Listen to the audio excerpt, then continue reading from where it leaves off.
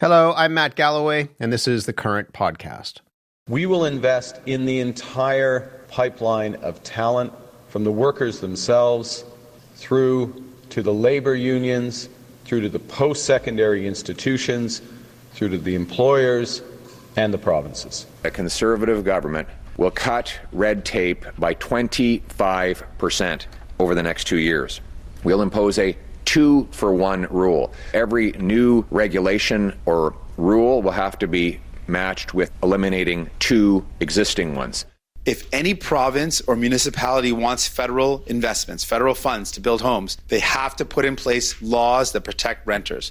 If we build a home and there's no rent control and there's affordability there, well, that affordability will evaporate because there's no rent control. Time flies when you're having fun. It is day 16 of the federal election. U.S. tariffs and President Trump still dominating this campaign. Add in talk of Western secession and candidates being dropped daily. There is a lot to catch up on with our national affairs panel. Rosemary Barton is the CBC's chief political correspondent, host of Rosemary Barton Live, and Ryan Tumilty is a political reporter for the Toronto Star. Good morning to you both. Good morning. Rosie, I asked you the last time we were chatting, as the campaign was unfolding, what had we learned that you know, in the first couple of weeks, perhaps, as that was unfolding? This far in, we're almost halfway. What have we learned so far about the shape of this campaign? Yeah, I mean, we are almost halfway because I am counting the days while having an enormous amount of fun. I think we've learned a couple things. I think we've learned, and I'll start with Mark Carney. We've learned that Mark Carney is not just a former central banker and a technocrat. We've learned that he is someone who can speak at rallies, who can get people enthused and engaged. And we've learned that he has thought, I think, deeply about the plan for this country going forward. And I think on the other side, for Pierre Poilievre, we've learned again that he remains a very focused politician, that he is quite committed to his party's policies that he helped develop, and that in spite of the threat of Donald Trump, he is really fixated on pushing those ideas forward, perhaps in times to the detriment of his own campaign, but he believes that this is still, the things he's talking about are still the things that Canadians are concerned about. Those are sort of my 2 takeaways for the big parties anyway. Yeah, I want to pry apart some of those things. Ryan, for you, what have we learned? Yeah, I mean, I think we have learned that Mark Carney has other gears than central banker. I think he started this campaign very much really only able to talk about Trump and the economy, and that was fine because that was all anyone was talking about, and some days it still is. But he is able to do more. I still think he is a novice politician, and we see this a lot. You know, we saw this with the episode with Paul Chang. I think a lot of politicians were stunned to see that he was holding on to that candidate for as long as he did. We see it sometimes where he stumbles, mixing up the names of his candidates and things like that. So there are still stumbles there. There is still political skills that I think he is learning on the fly, which is incredible considering the fly in this case is running for Prime Minister of Canada. But yeah, on the same time, I think we are seeing a Conservative campaign that is only very stubbornly sort of moving to the issues that Canadians are most concerned about, and is in a lot of ways still trying to fight an election that we all thought was coming 6 months ago. You know, they are still trying to fight a carbon tax election, and I just don't know that that'll work. Rosie, the President of the United States brought in, as we know, more tariffs last week. There are softwood lumber tariffs that have almost doubled. Mark Carney says that, I mean, he's had to suspend his campaign a couple of different times to deal with these tariffs, although people have said that perhaps that's still campaigning as he's acting as Prime Minister. Do you think this election will escape the Donald Trump effect? No, I don't. I think that we are, 2.5 weeks in here, and it is still, for many Canadians, the dominant issue. And I think that that's where it is important to think about who that matters to. Most of the public opinion polls show that for older Canadians in particular, Donald Trump is the primary concern. They feel they feel their savings, their pensions slipping away in the markets. They feel the threat of sovereignty in a different way than younger people. The thing with that is that, as everybody knows, older Canadians tend to vote more reliably. So I think that's an important thing to keep in mind as we head towards Election Day. But listen, I think that the Trump factor is the story of this election. And I think it is because it is a test of leadership for everyone. So it's yes, all these policies that are being announced, and we can talk about some of them, are important, but I think people are looking for someone who can directly take on Donald Trump. And I've never seen anything like that in an election before. Ryan, pick up on that, because the context, immediately, we're talking Monday morning, is that stock markets, again, are plummeting. If you look at the markets, it's like one of those horror films that you snuck into as a teenager that you weren't supposed to see. It's a nightmare. The Prime Minister, Mark Carney, says he's the right person to be Prime Minister because he has navigated this kind of chaos before. Pierre Poilievre says a resume is not a plan. What do you think Canadians are looking for at this moment? I think they are looking for a steady hand at the wheel. That market collapse, I think, people can think of it as numbers on a balance sheet. But, I read yesterday that since Donald Trump became president, the markets have lost $9 trillion in wealth. That is $9 trillion that isn't in people's pensions, that isn't in their RRSPs anymore, that isn't in formerly profitable companies, that isn't there for growth and expansion, just as these tariffs are hitting us all with more barriers and with the possibility of a recession. So what happens to that idea of affordability, Ryan? That's, as you were saying, and what we talked about before, you said, in some ways that this is two different elections, that Pierre Poilievre was campaigning in a different frame in some ways. But for a lot of people, affordability is still top of mind. Has that been, the word is trumped. Has that been trumped by what's happening on the markets right now? I think in a lot of ways it is. And affordability was such a pressing concern in this country, and it remains such a pressing concern in this country that even in the wake of a Donald Trump threat, even in face of these threats, affordability can still be part of the conversation.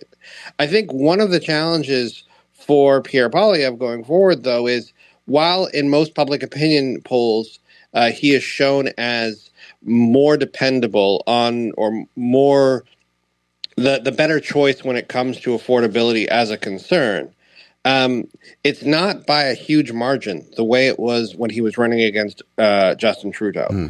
The margin in that victory is much smaller, and people are hearing what the Liberals are saying on affordability. They're watching, for example, the carbon tax disappear, even though the Liberals are the ones who brought it in. They are getting that carbon rebate. They are hearing the Liberals talk about affordability. They're not closed off to them on that issue. And then affordability might not be the biggest issue for most people. So, if you are competitive on the second choice issue and you are winning handedly on the first choice issue, you're in pretty good shape. Rosie, what do we make of the fact that, public opinion polls broadly suggest that the Liberals have some degree of a lead, and yet Pierre Poilievre is drawing enormous crowds to these rallies, airplane hangars filled with people, halls filled with people. He's been asking reporters, what do you make of the size of that crowd? What's going on? If the polls don't reflect that, but he's still drawing huge crowds, how do you square that? I square it in knowing that Conservatives have a very, very solid base, a very solid base of support, that they're very good at organizing, and that they believe in Pierre Poilievre. I don't at this stage see that same ripple effect right across the country, right? So it's great to fill up a room. It certainly energizes your people and it energizes your leader. The flip side of that is it might turn things into a bit of an echo chamber where you're not necessarily seeing and hearing from the other people. The problem for Conservatives is always the same, right? That they have to build a broader coalition than Liberals in order to form government. And if you are, at 37, 38, 39% in the polls for a Conservative, that generally doesn't necessarily mean that you've got support broadly across the country. So that's really what Pierre Poilievre is dealing with right now. The Atlantic provinces probably not going to go his way. So he's fighting in Ontario and he's fighting in BC for places where those seats could still flip around and they could still move. He's out in BC now, right? And yesterday he made a big announcement on drugs. He said that they are going to prevent new supervised consumption sites, that they're going to invest $1 billion to get 50,000 people into treatment. And then he was asked again, okay, but you're talking about this issue. What about Donald Trump? And he said, I reject the idea that we can't deal with domestic issues just because there's a foreign threat. As you know, because you've covered it so much on this show, drugs is such a huge issue in BC. Yeah. Like that is a really, really powerful message to take to that province. And I think a lot of people were happy to hear what he had to say yesterday, and that might influence some of the votes in BC. But it goes, I think it also tells you a story about where he's having to go to try and increase support, because it's so much harder to have a path to victory for Conservatives. We were next door in Alberta last week, and we spoke with a number of people in central Alberta who feel very angry. They feel ignored. They feel as though they are stigmatized for the work that they do in the resource sector, particularly oil and gas. You had this editorial in the Globe by Preston Manning, who said essentially that a vote for Mark Carney is a vote for Western secession, that it could be, if he becomes the Prime Minister, the last Prime Minister of a united Canada. Rosie, what do you make of that editorial? And similar comments in some ways by Danielle Smith, that she would look at if there is a Liberal government, there could be a larger conversation, not that she's going to lead, but a citizen-led conversation around the place of Alberta in this country. Yeah, and she also wants to sort of join with Quebec in order to make sure that their province is well protected. Listen, I understand Western alienation. I understand that people in Alberta may be experiencing this election differently, that they are hearing Mark Carney say he will build pipelines, but they don't believe him, that they hear Mark Carney get asked about Bill C-16, Law C-69, which is like an impact assessment law around pipelines, and they think that means that's the end of it. I think those are all fair things for them to be thinking about and worried about, for sure. But I don't think that Preston Manning's comments reflect really what most people in Alberta think. I simply don't. I don't think there are people pushing for separation. And I don't actually think at a time when this country is under real threat that the comments by Mr. Manning are particularly helpful for Canadians or that welcome, frankly. I don't know that that's what people want to be hearing and talking about right now, given that they are feeling things about this country in a way that they haven't before. Brian, it was really interesting in speaking with people in central Alberta. They talked about alienation, but they also talked about Canadian unity, and that the unity of this country and the future of this country in many ways was on the ballot. Who does that help, do you think, when that is an undercurrent of the larger conversation in this election? I mean, I think it probably, you can make the case that it helps both of them. I think certainly Pierre Poilievre speaks to people in Western Canada more than Mark Carney does, more than the Liberal Party ever has. And I think there's a great deal of history there. Justin Trudeau, when he was running in 2015, 25 years after the fact, was hearing about his father's national energy plan. So there is certainly a history of central Canada hurting Alberta's economic interests. Possibly for the greater good. Historians can debate that, but certainly there were definitely impacts there. And so, I think Pierre Poilievre better speaks to those concerns. He's not, he represents an Ottawa area riding, but I think he also, his party definitely speaks to the interests of Albertans and people from Saskatchewan and parts of BC. But, I think when people are concerned about, the future of this country, when it is coming from an external threat, because the real threat, there are plenty of internal threats to Alberta's economy, and I understand the concerns they have about tanker bans and pipelines that don't seem to move. I understand all of those concerns, but the real threat to the Canadian economy right now is Donald Trump and remains Donald Trump. And so it is an external threat. And we do still seem to think that Carney will be the one who will lead that fight, who is best placed to fight that fight.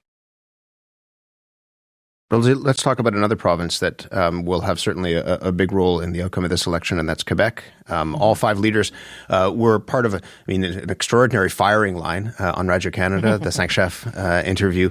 And everybody was watching to see how Mark Carney would do in French. How did he do? Mm-hmm. He did okay. And is okay good enough, do you think? I think in a normal election, it probably wouldn't be good enough. I think in this election, okay is just fine. And I lived in Quebec for 10 years. There is an enormous amount of goodwill that Quebecers show when Anglophones are speaking French and making an effort. He laughed at himself. He was self-deprecating. He graded himself a 6 out of 10. I don't think that that's a serious problem. Where it might be a problem, though, is in the debate, which will happen next week, the French debate, where Pierre Poilievre, whose French is very good, might kind of eat Mark Carney alive, and it becomes very hard to swipe back when you are not fluently bilingual. Like, you could kind of see Mr. Carney translating in his head as he was answering his questions very deliberately, and sometimes would let an English word slip and that kind of thing. So I think it'll be more of a problem in the debate. I don't think it's a big problem for Quebecers, though. That is not my sense. And listen, the polls show a story there as well. The Bloc Québécois really suffering in light of the fact that some people are thinking about, well, if this is a real thing, Donald Trump is a real threat, if a recession is potentially coming, is that where I'm going to park my vote this time? I think Mr. Blanchet's doing a pretty good job of making the case that if you want to make sure Quebec's interests are protected, you need to vote for him. But it doesn't really seem that message is resonating in the same way that it usually does. Ryan, we haven't spoken about Jagmeet Singh and the NDP, wrapped up a second week at the federal election campaign in Atlantic Canada. He was running for prime minister in the last couple of weeks, saying that essentially he wanted to be prime minister. Has that changed? He certainly doesn't say it as often. He definitely is talking more about being the conscience of Parliament, and I think that reflects where the poll numbers are. The NDP have been squeezed out of this conversation. They really have. The people are turning, the Conservatives spent 2 years going after NDP votes, and there are a lot of parts of this country, a lot of ridings in the country where the fight is Conservative NDP. So they lost some support there. And then when this threat came and it looked like the Liberals were the best to lead it, I think they lost some support there. So they really were being squeezed and pushed from both sides, and I think that has really hurt this party. I think it's also, part of a big challenge that they have in fighting off two sides. They have two sides of their own party. They have, at the risk of sounding pejorative, the downtown elites, the urban people who live around universities and in core cities. And they have working class union people in Northern Ontario and in Hamilton steel plants. And sometimes it can be hard to bridge that divide, and I think that's especially hard right now. We just have 90 seconds left, so let me ask you both. What's one thing that you will be watching for this week in the campaign? Ryan? This week in the campaign is interesting because it's sort of the last real time of the campaign that they will have to set their own agenda. Next week we have the debates. After that, you were getting very quickly into getting out the vote. They're not going to have the same time to set their own agenda. So with a full week to be able to make their own case, what are they going to use that week for? That's what I'm going to be watching. Rosie, last word to you. What are you going to be watching for this week? Yeah, this is sort of the hump week of the campaign, right? Where there's lots of opportunity and lots of risk. I think I'm going to watch to see whether the Conservatives can make any dent into Mark Carney's credibility and integrity. They've tried. I don't think it's been working yet, but they have more things to throw at the wall, and I think we'll see that this week, and it'll be interesting to see whether any of it sticks, because so far it doesn't seem to. Mr. Carney seems to be batting it off pretty easily. He's going to spend most of his time out west, so it'll be interesting to see as well whether that time in the west helps him and penetrates in the west a little bit differently. We will be watching, and we will talk again. Thank you both. Thank you. Rosemary Barton is the CBC chief political correspondent, Ryan Tumilty, political reporter for the Toronto Star. The current election roadshow rolls into Oshawa later on this week, the home of General Motors. Tonight, CBC News chief correspondent Adrian Arsenault is in Medicine Hat, Alberta, to hear from voters there about what matters to them in this election. You can see that tonight on The National.